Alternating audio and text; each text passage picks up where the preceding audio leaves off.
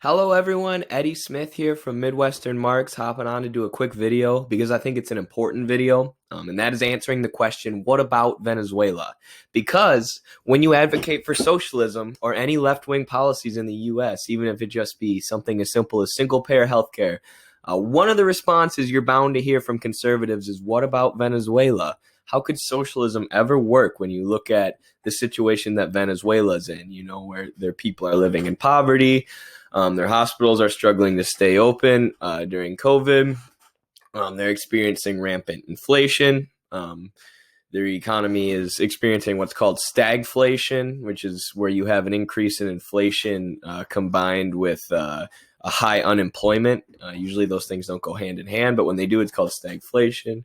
And why is this? As right-wingers try and say that it is just the failure of socialism, right? As soon as socialism came into Venezuela, the country went down the tubes, the economy tanked.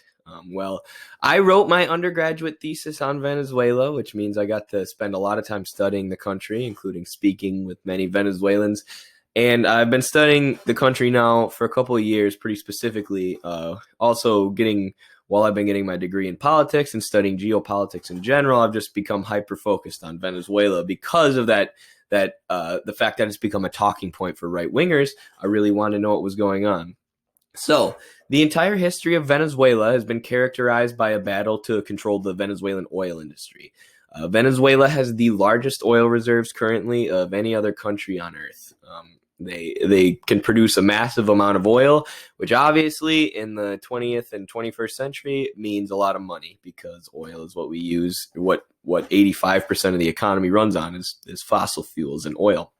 So, along Venezuela's history, there have been revolutionary movements, and there have been social democratic leaders who nationalized the oil and used some of that oil money on social spending for the people. But by the 90s, much of the Venezuelan oil industry, the PDVSA as it's called, the Venezuelan Oil Company, had been given over to foreign multinationals. It was starting to get corrupt.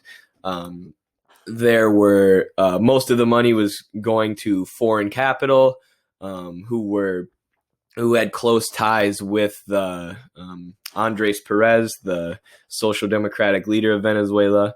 And in 1992, Hugo Chavez, a socialist, is going to attempt a coup, which fails. But then 6 years later, in 1998, he wins election. And the PSUV, I can't remember exactly what it stands for, but it's the Venezuelan Socialist Party, the United Socialist Party, takes power in Venezuela. And Hugo Chavez is going to do so. This is the point where now socialism has taken hold of Venezuela, according to even the right-wing ideologues in the U.S. So the Bolivarian Revolution, it's called, and is what the movement for socialism in Latin America is generally called. I have Hugo Chavez's book about Simon Bolivar here and the Bolivarian Revolution, but my roommate's dog ate it. But it's a great book. So in 98, Venezuela looks to become socialist. So Hugo Chavez is going to do what's called renationalizing the PDVSA.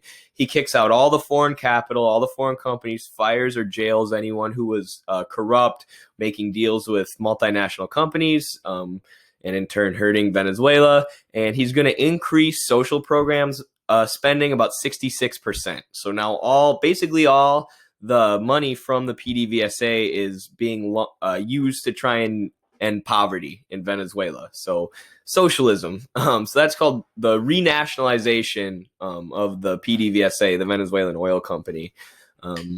So Hugo Chavez renationalizes the company the Venezuelan Oil Company, and this is the point where the economy is supposed to start tanking, right? According to our neoliberal right-wing ideologues in the U.S., this is where the Venezuelan economy completely tanks. But I have the statistics right in front of me from after Chavez increased social spending by 60% and launched what he called anti-poverty programs. Poverty in Venezuela dropped 44%. Extreme poverty dropped 40%. They built tuition-free colleges. They built public daycares, which were free and available for people. Imagine how nice that would be for single mothers nowadays. They built new universities and, like I said, provided tuition-free college at those universities. Malnourishment was decreased from 21% to 5%, and infant mortality dropped 25%. As they launched a campaign to also train doctors to help keep their medical facilities well supplied, as they were building new medical facilities for people. So the U.S. is going to try and do a coup on Hugo Chavez in 2002. They oust him from the country for about 40 days, and they eventually have to bring him back because of the sheer outrage from the Venezuelan people. They strike, they protest, they get in the streets, and they demand that their leader be returned. And he is. The U.S. brings Hugo Chavez back from exile. I can't remember where he was at, but he's put back in power, and he's able to continue with his program. Now, this is where the U.S. begins to put sanctions on Venezuela.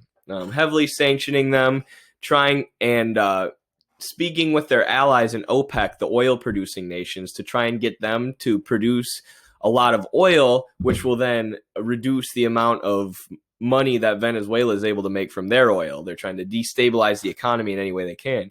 The U.S. also begins putting sanctions on Venezuela, more and more sanctions. And Hugo Chavez, part of what he's doing is he's traveling around to OPEC countries, and he's speaking to his allies, forming alliances, trying to stabilize the global oil prices, doing what he can to get around the U.S. sanctions, and hopefully planning to diversify the economy past oil. There's another part that's often not told about Venezuela, is that the country experiences what's called Dutch disease. So because they were used as kind of a puppet state to extract oil for so long, and because of their insane oil reserves, their oil industry grew to a level that was much higher, or much just way beyond as far as like size and the amount of money than the other industries in the country. And what that it's created an economic phenomenon known as Dutch disease, where the oil industry is so powerful that all the other Venezuelan industries in comparison are weak, and they struggle to get going. It's really difficult to get these industries off the ground. But that's what Chavez is trying to do, as the U.S. is trying to kill him over and over again. There are many attempted coups. And then in 2013, the U.S. hits him with a heart attack gun. Just kidding. He died of cancer, I believe. But obviously there are a lot of conspiracies that the U.S. was able to poison him. But officially on the record, he died of cancer. And I'm just skeptical, because I know they wanted to kill him. And he was such a Hugo Chavez was an extremely intelligent leader, from the working class. And he is going to be succeeded in 2013 or 14, I believe, by Nicolas Maduro, who is the current president. Maduro is a former bus driver. And the main critique of Maduro within Venezuela has been his inability to diversify the economy and get around the U.S. sanctions. So after Chavez, sanctions are going to increase. In 2017, they had their largest increase. In 2017 through 19, I think there were 144 sanctions on Venezuela, mostly on the oil industry, and now there are over 150. And there are specific firms in Russia and Iran who have tried to trade oil with Venezuela. One of the tankers the U.S. just stole. They went and stole the oil and said it's ours now because they're violating our sanctions. And then the U.S. has actually put sanctions on these specific firms in Russia and Iran who are trying to trade with Venezuela. So essentially strangling the Venezuelan economy, which is when you start to see, everything in the economy really tank. They are struggling. It's one of the top places in the world where refugees flee from. The poverty that's experienced there is real, but people don't understand the poverty is coming from the 155 economic sanctions, right? And it doesn't even make sense with the justification that the right-wing ideologues give, right? They say socialism has failed every time. Well, okay, if socialism fails every time and it's going to fail in Venezuela and the country's simply going to collapse in on itself, then why do you need to put 155 economic sanctions on the country, right? If socialism's so bad and it's going to fail, just let it fail. But of course they can't do that, because it's a lie. Socialism wasn't failing in Venezuela. It was bringing the people out of poverty, ending malnourishment, and educating the masses. But it was keeping multinationals away from the largest oil reserves on earth, which we know, of course, the Western imperialists cannot stand for. So one more thing I'd like to say, and Venezuela is also accused of being a dictatorship. Partially, one of the reasons, which is funny, is that they tried to expand the Supreme Court in order to put more judges who were loyal to the Socialist Party, which is something the Democrats and the Republicans both do frequently in the United States. The Democrats are constantly floating the idea of expanding the Supreme Court in order to put more reasonable judges in there. And of course, we know the Republicans are always trying to stack the court with these Brett Kavanaugh, Amy Coney Barrett type figures, these far-right judges, as well as our courts on the lower level. And that is one of the reasons they cite as why Venezuela is a dictatorship, which we need to overthrow, right? Which the hypocrisy of the empire is always astounding. But also the Venezuelan elections, which you could talk about hypocrisy and how the U.S. elections are run compared to Venezuela's too. But we said that their last election was falsified, right? It was Maduro doing a power grab, which is hilarious considering we supported the Bolivian elections where the Bolivian Fascist Party was arresting leaders of MAS, the Socialist Party, and threatening them on the day of the election and murdering union leaders. But anyways, we don't have to talk about all the hypocrisy of the American empire. Otherwise, this video is going to be 3 hours long. So, CELA, an organization of Latin American countries who oversee elections, with many countries like, I believe, Colombia. I'm not sure if that's actually one of them, but many countries who actually don't like Venezuela, right, who have hostile relations with Maduro and Venezuela. They oversaw the election, and they said that the Venezuelan elections 100% need to be respected, right? They're like, okay, we maybe don't like Venezuela, but this election was legit. But the UN and the OAN, I believe, I don't know, one of these big international U.S. puppet organizations who pretends to oversee elections, claim that the Venezuelan elections were fraudulent, right? With very little evidence. And just recently this year, the Venezuelan elections are coming up, and Maduro has once again, for like he does every year, invited the UN and all the international observers to come observe the Venezuelan elections, and the UN has denied, right? And then once the Venezuelan elections happen, the UN will announce that they were fraudulent, despite the fact that they're not even there and they're being invited to oversee. And then it's likely that CELA and the groups within Latin America who oversee the elections, even though they maybe don't like Venezuela all the time, will say, no, these election results need to be upheld. It was normal. And it's especially ridiculous in America, where 91 or 93% of our elections are decided by the candidate who raises the most money, right? We essentially have a fraud of a democracy.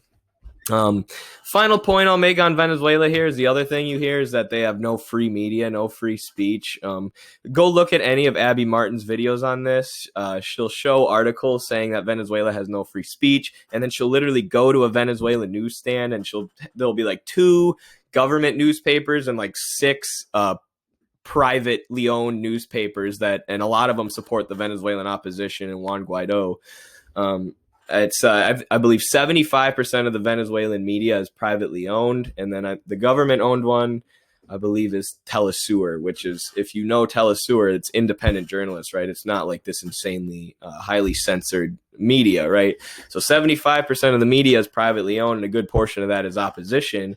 Meanwhile, in the U.S. media, a study was conducted by Fair.org, and they found that there are 0 voices in all of U.S. media speaking out against regime change in Venezuela, right? So we have 100% media is in agreement in the U.S. that we need to overthrow this democratically elected leader of a foreign nation, and we're accusing them of having corrupt media, right? When in reality, our media is far more hegemonic than even the Venezuelan media. There you can get socialist perspectives and also the far right perspective. Here you can only get the perspective of the empire, which is that any country who's hostile to U.S. economic interests needs to be overthrown. Yeah, and then I guess the one last point that I always like to make is if Maduro is truly the horrible authoritarian dictator that he's made out to be in the U.S., there is no way that Juan Guaido would be able to walk free. So the U.S. is backing Juan Guaido, the Venezuelan opposition leader, this man who's pretending to be the Venezuelan president despite having like a abysmal approval rating amongst Venezuelans. It's an absolute joke, but the U.S. is going along with this, pretending this man is the leader of Venezuela. He's been tied to multiple coup attempts where people have attempted to take Maduro's life, including the one this year with the Silver Corp attempted coup, which was laughable. They went in with an airsoft gun and were caught by fishermen before they even landed in Venezuela. Guaido had ties to that.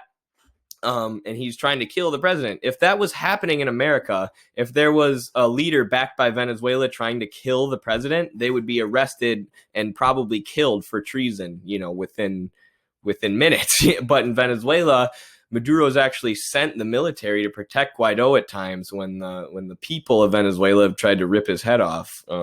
So if he's truly this comically evil authoritarian dictator, and I'm not saying the Venezuelan government and police force don't ever overstep their bounds. There are certainly cases of that, and that is bad. But this idea that he's an authoritarian dictator is laughable, considering there's someone who's been trying to kill him in his own country, claiming to be the president, and Maduro won't even arrest that guy. So that is what about Venezuela. Thank you all for watching this video. Like, comment, subscribe, patreon.com/MidwesternMarks, MidwesternMarks.com. Peace.